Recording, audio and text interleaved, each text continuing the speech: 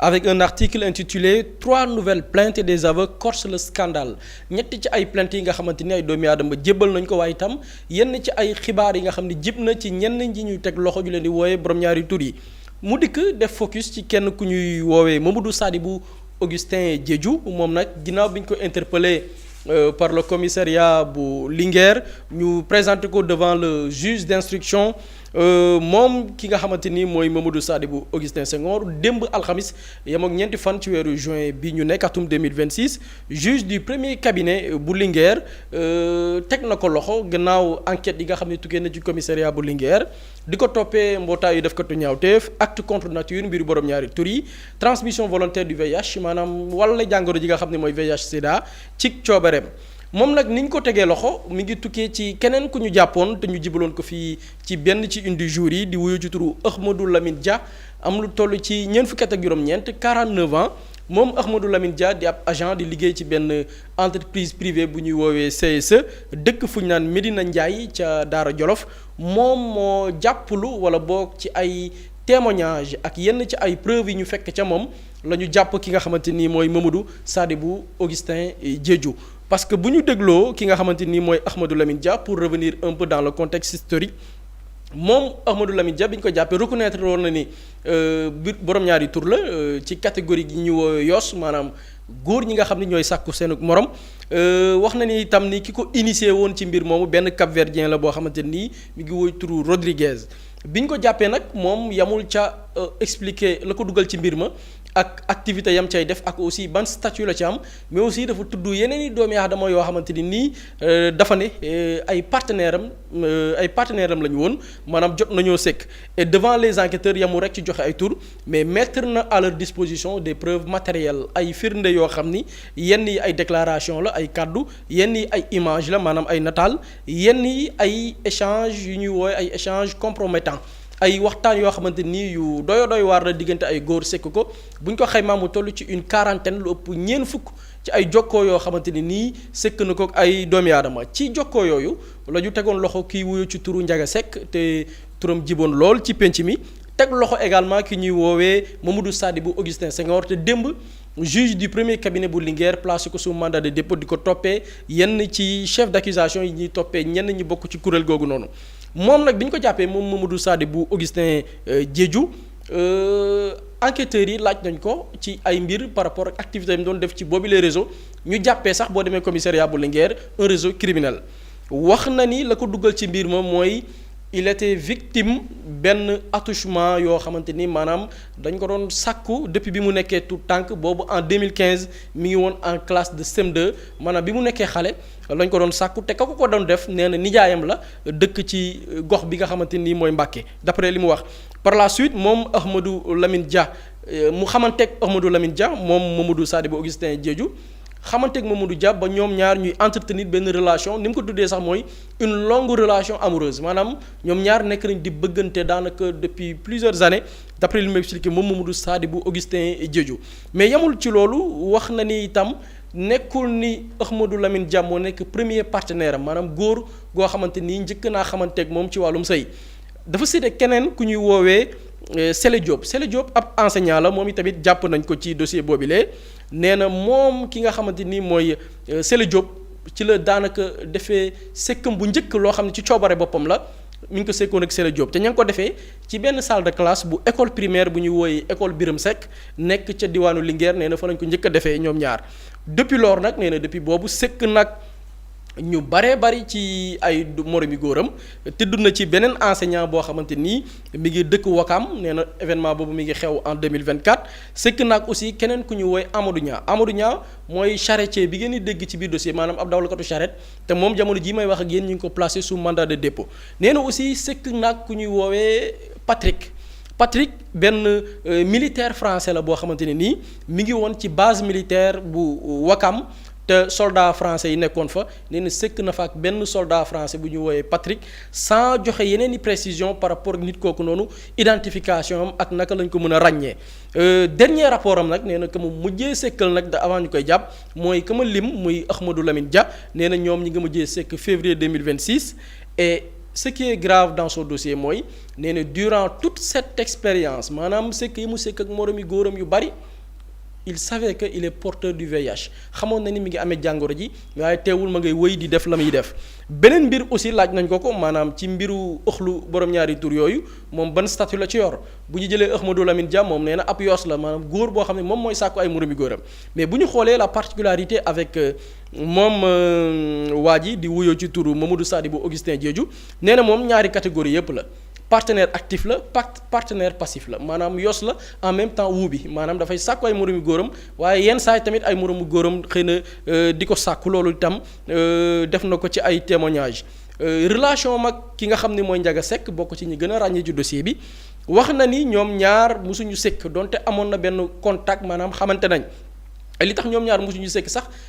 amoon nañ benn agenda pour gise ñoom ñaar mais dafa fekkoon kii di Ndiaga Seck nekk ci waajtaay ngir dem tukki mais ce qui est paradoxal ou bien dans l'enquête mooy bi ñu interpellé Ndiaga Seck dañu gis ni moom ki nga xamante ni mooy Mamadou Sadibou Augustin Diédhiou dafa profité supprimer discussion yi nga xamante ni nii amoon na ko Ndiaga Seck mais donte supprimer na ko mais mi ngi resté ci téléphone ki nga xam ne mooy Ndiaga Seck donc enquêteurs yi ñoom jotoon nañ capturer yenn ci ay discussion yi nga xam ne Ndiaga Seck doon na ko def ak moom Mamadou Sadibou Augustin Diédhiou ba tax na loolu capture yooyu ñu defoon ci téléphone Ndiaga Seck xëy na donte moom supprimer na ko ci téléphone waaye mi ngi des ci téléphone Ndiaga Seck loolu lañ ko jàppee mais dégg ngeen ci aussi des plaintes ginnaaw moom Mamadou Sadibou Augustin Diédhiou ñetti plainte jibal nañ ko ci mbir mi am na ci ñetti liggéeykat yoo xam ne ñu ngay liggéey ci hôpital Magatte Lô bu Linguère ñoom dañoo porter plainte ki nga xam ne moo daaneel waa ji ñu mujjee lim muy Mamadou Augustin Diédhiou ka ñu porter plainte mooy Ahmadou Lamine Dia parce que dañu gis ne Ahmadou Lamine Dia moom da doon procéder ci li nga xam ne mooy ay harcèlement maanaam di xupp ay nit di leen envoyer ay messages que ce soit WhatsApp sur Facebook pour sekk ak ñoom moom da doon actif loolu ci loolu ba tax yenn ci ay liggéeykat yu hôpital boobu noonu toll ci ñetti liggéeykat porté ko plainte moom Ahmadou Lamine Dia téléphone portable am muy benn téléphone marque iPhone 15 Pro Max téye nañ ko waaye itam beneen ordinateur am boo xamante ne nii jamono ji may wax ak yéen jébbal nañ ko waa division spéciale de cybersécurité muy DSC di benn ci bànqaasu police buy caytu lépp lu jëm ci wàllu cybercriminalité ngir ñu def une exploitation approfondie maanaam def ay càmbar ci téléphone am ngir xool ndax dina amaat yeneen information yoo xam ne mënees naa rotee ci waajooju di woo ci turu Ahmadou Lamine Dia di fàttali ni dossier boobu noonu ñu ngi leen considéré comme un réseau criminel organisé bu ñu sukkandikoo ci commissariat urbain bu Linguère parce que en dehors association de malfaiteurs muy mbootaay def ko tu ñaawteef bi leen di toppee en dehors mbiru harcèlement sexuel dañu xuppuwaate di harceler nit ñi à travers des plateformes de discussion ngir sëkk ak ñoom ñu leen koy toppee tamit muy harcèlement sexuel incitation à la débauche maanaam di xirtal nit ñi ci mbon googu noonu ñu nekkee tamit ñu leen koy toppee dañ leen di toppee également diffusion d'images pornographiques ay nit la yoo xam ne dañuy sëkk di ko filmer mais aussi di ko partager à travers des plateformes en dehors acte contre nature ba ñuy def mais aussi transmission volontaire du VIH donc loolu la ñu mën a jàpp soxna Aminata par rapport ak ce dossier bi nga xam ni mën nañ ni ma ngay woy enquête baa ngi woy ba tey. jërëjëf Boury am na solo muy dossier boo xamante ni saa su nekk ñu dégg ci leneen lu yees Pape Samba ban jàngat nga ciy def par rapport ak enquête yi fi nga xamante ni toll na fa jamono ji waaye leneen li askan bi di ñaawlu saa su nekk moom mooy naam am na ay mbiri ñaawteef yoo xamante ni ñoom doon dañ ko def ci seen biir mais yemuñu ci dañu doon harceler ni nit yoo xamante ni bokkuñu ci réseau bi. Effectivement déjà commencer par féliciter les forces de défense et de sécurité yi nga xamante ni ñoom lañ dénk dossier bi parce que quoi qu'on puisse dire je pense les derniers jours wala les dernières semaines yi nga xamante ni xew na fii on n'a pas eu trop d'écho par rapport à ce dossier mais terewul ni les forces de défense et de sécurité ñoom ñu ngi continuer liggéey bi nga xamante ne ñu ngi nekk di ko liggéey parce que au-delà du dossier de Linguère sax am na beneen région boo xam ne gisoon naa ne am na plus de 20 personnes yoo xamante ni jàppoon nañ leen donc loolu day wane ni ñi ñu dénk dossier bi ñu ngi ciy def liggéey bu am solo parce que man maa ngi fàttaliku ba dossier bi jibee Martin Faye dafa ne ñoom résultat bi ñu ci bëgg mooy c'est de vraiment mettre terme à ce fléau là maanaam faire une vraie traque pour jàpp ñëpp ñi nga xamante ne ñu ngi ci biir réseau bi et ce qu'on est en train de voir c'est effectivement ça parce que ñu ngi ko doon wax fii ñun tout le temps ci plateau bi koo ci jàpp di nga ci gis yeneen ramification parce que s'ils font l'exploitation des téléphones portables di nga gis yeneen discussion yoo xamante ni moo lay yóbbu ci yeneen i nit yooyu tamit boo leen jàppee moo leen di yóbbu ci yeneen i nit et ce qu'il y a à saluer aussi à part sax liggéey bi nga xamante ni FDS ñu ngi nekk di ko ci def mooy les effets de la loi parce que loolu les gens ne font pas attention par rapport à ça mais man dama seetlu bu baax ni propagande bi ñu doon gis bu njëkk ba wàññeeku na bu baax même nit ñi ni ñuy waxee ci phénomène homosexualité bi am na noo xamante ne léegi ñu ngi ko ciy waxee c'est-à-dire que le discours il est beaucoup plus responsable c'est parce qu'il y a effectivement une loi boo xamante ni dafa encadrer lépp lu jëm ci phénomène yooyu par rapport au traitement par rapport ak ni nga xamante ne moom mooy les dénonciations calomnieuses am na yu bëri yoo xamante ne léegi wàññeeku na bu baax te loolu quand on parle de l'effet dissuasif d'une loi effet dissuasif loi bi lii la mooy maanaam ñi nga xamante ni ñooy xeex fléau bi ñu ngi nekk di ko xeex nu mu waree di gën a daaneel réseau bi en retour au niveau de la population yi nga xamante ne doon nañ ko doon gis muy les facteurs amplifiants de ce réseau là wàññeeku na bu baax a baax a baax te loolu c'est à féliciter par rapport à nos nouvelles autorités li ci gën a doy waar mooy à chaque fois boo gisee ñu génneel la tamit beneen dossier bu bees wala ay nit yu bees yu ñu jàpp li ci ëpp da ngay gis ñu ne la bañ koy commencé ay xale la ñu woon bañ koy commencé peut-être ñu ngi woon à 18 ans à 17 ans loolu lan la ñuy renvoyer sur l'aspect social aspect social mooy lan la ñuy miroiteloo xale yi benn réussite boo xamante ne day gaaw avoir la disponibilité de fonds très rapidement nga nekk ay jeunes yoo xamante ne da ngay jékki saa gis leen iPhone bu bees ña nga ca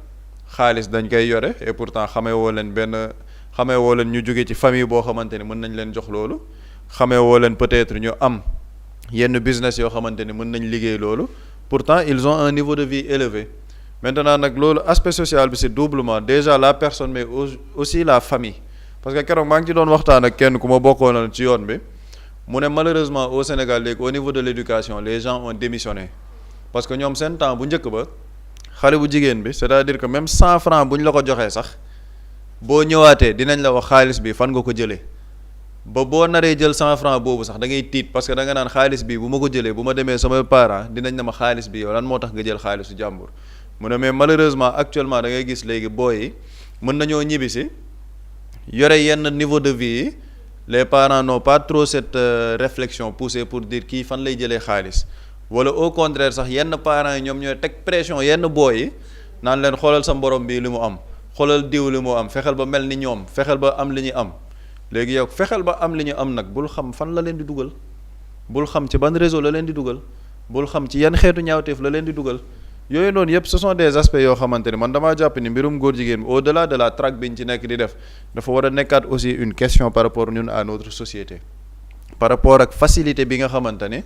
commencé nañ ko jaay nit ñi par rapport à la facilité de l'argent facilité wu maanaam da nga war a gaaw tekki da nga war a gaaw defal li say parents ok loolu c'est très bien ñëpp bëgg defal seeni waajur ñëpp amul kenn koy jël mu ne la man bëgguma defalal samay waajur mais est-ce que loolu dafa war a nekk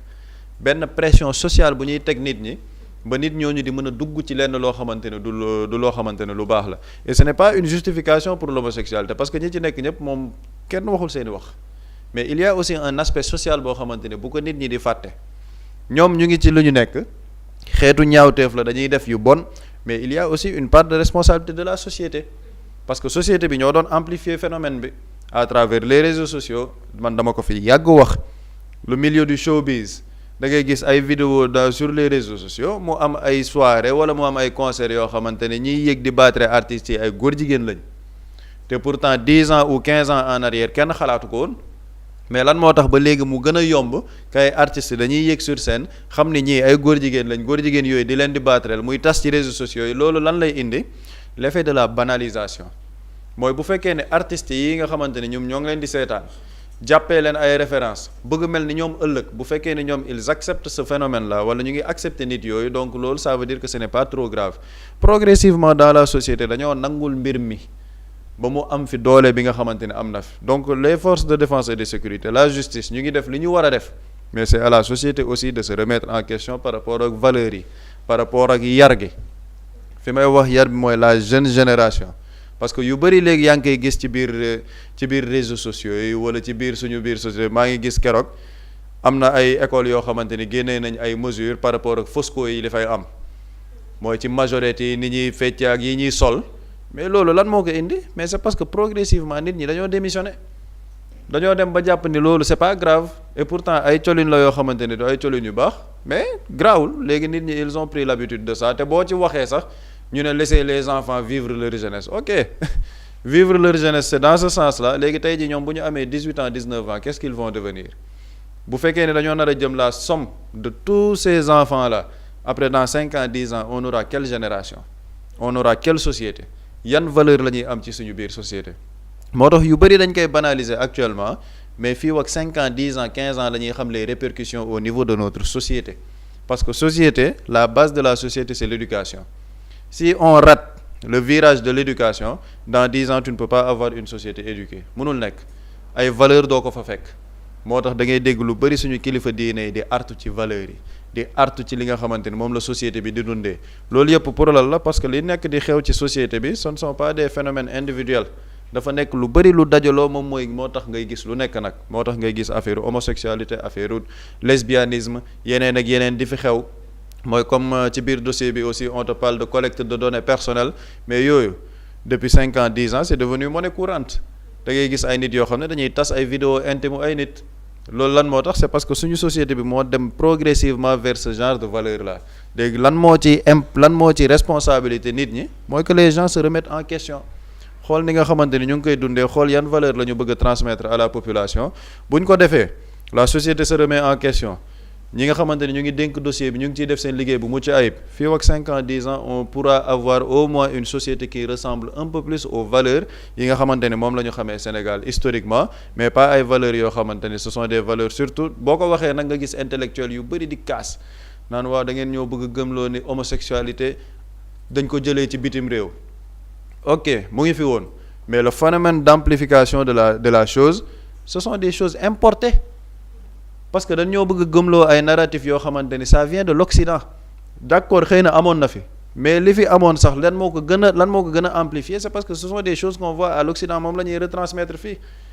bul ko yemale sax kese ci côté góor jigéen boo waxee ci côté woy yeeg les industries musicales ak yooyu boo waxee ñu ne la non ñi art la ñuy def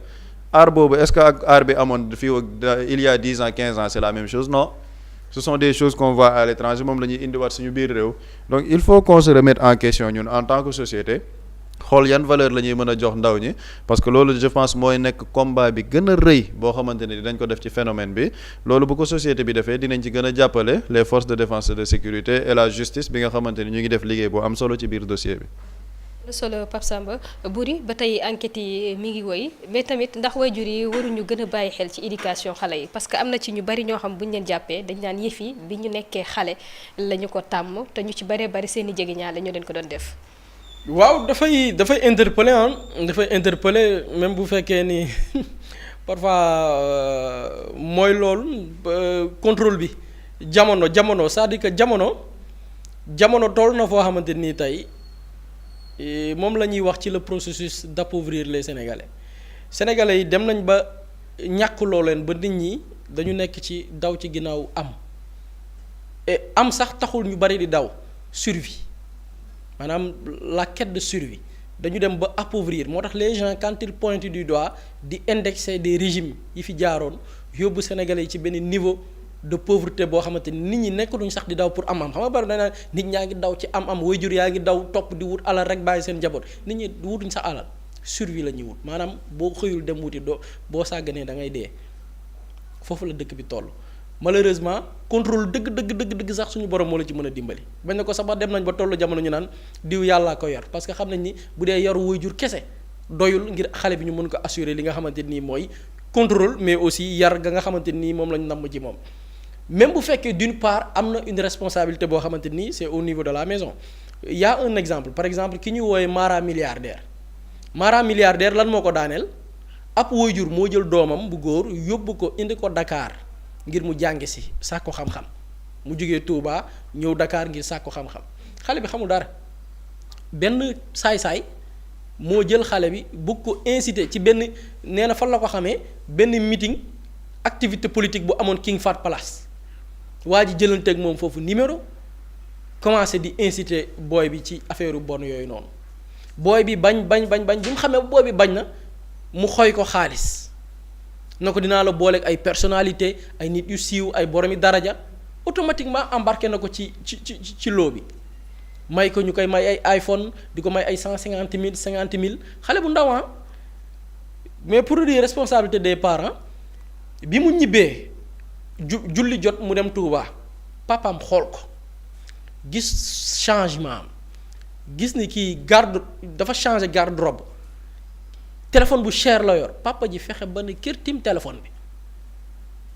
fexe na daal ba am accès ci téléphone bi gis ay discussion gis ni il parle à des hommes papa ji daf ko jàpp commissariat bu Ndaamatu la ko yóbbu ñoo enquête ba jàpp maanaam milliardaire foofu da ngay gis ni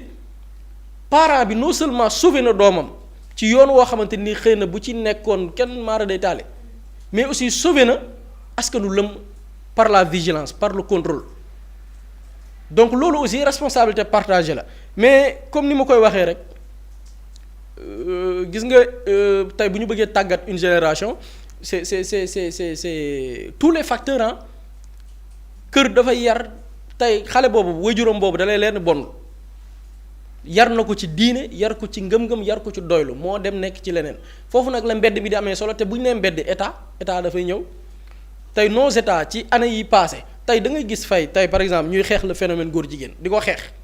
nga gis ngan di maamu tappalekat ne les priorités sont ailleurs nañu dem lijjanti affaire réew mi balaa ñuy nekk di lijjanti mbiru góor jigéen yi léegi xeex góor jigéen lu mu jotee ak affaire yoru réew yow commissariat bu Linguère ñoom ay takk der lañ jaar fa ñu war a jaar ñu tàggat leen ñu def formation militaire bi ñu paree def concours nekk policier léegi kooku di def liggéeyam sax léegi kooku lu mu jotee état bi def moom xam ne développement économique lañ ko sant social ak yooyu noonu ça n'a rien à voir c'est-à-dire que état ay banqaas la banqaas bu nekk am ku ci nekk li nga war a jouer te du yàq leneen ci keneen la muy def donc foofu la nit ñi di waxee c'est-à-dire que bu ñu nekkoon ci loolu depuis 20 ans bu ñu nekkoon ci loolu depuis 30 ans ni kon tey phénomène góor jigéen fii mu yegg si fii du fi yegg si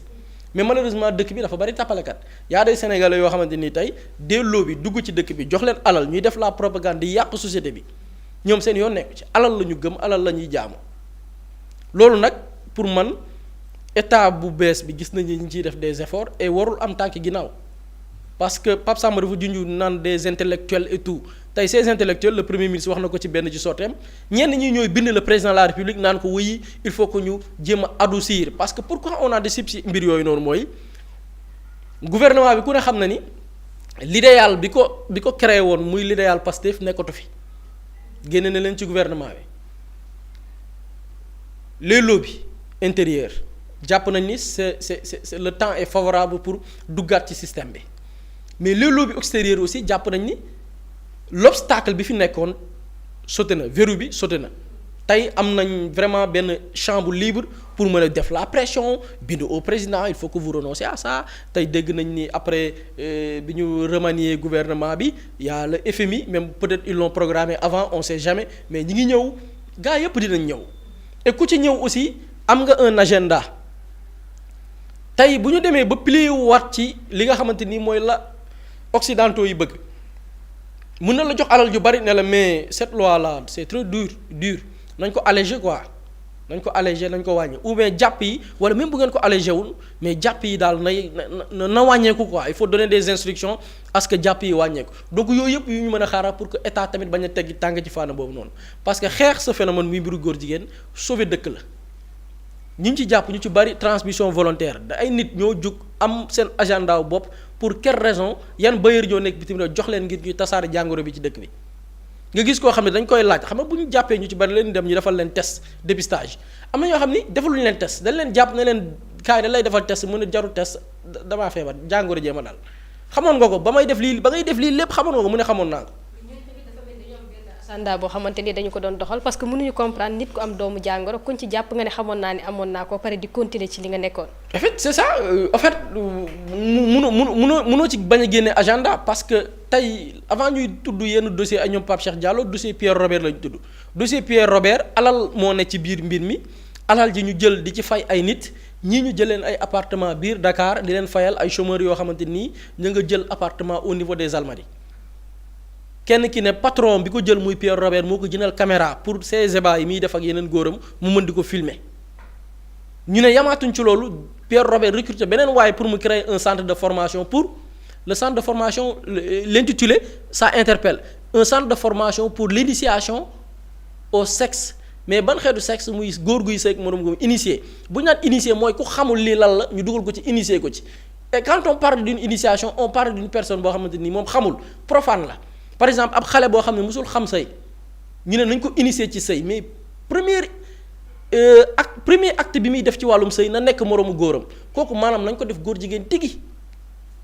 dootu ko ba parce que boo jëlee yenn ci cas yi ngay dégg koo ci wax mu ne la bi ma amee 15 ans bi may def CM2 diw moo ma ko def c'est-à-dire que am na ci ñoo xam ne ay tappalekat lañ ñoo ko tey dañuy wut lay mais am na ci ñoo xam ne effectivement bi ñu nekk xale lañ leen ci initier mënatuñ koo ba ils ont compris cela vise ay xale ñu ne xale yi am lu yées fukki at ak juróom xale yi nga xamante ni nii ils sont dans une situation vulnérabilité boobu mooy ñàkk bi ak alal ga ñu yor ci réseau bi la leen di xooyee muy xooy xaalis bi jëndal la iPhone a xew yu jëndal la iPhone jox la alal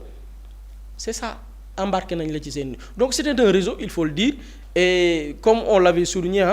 il va falloir que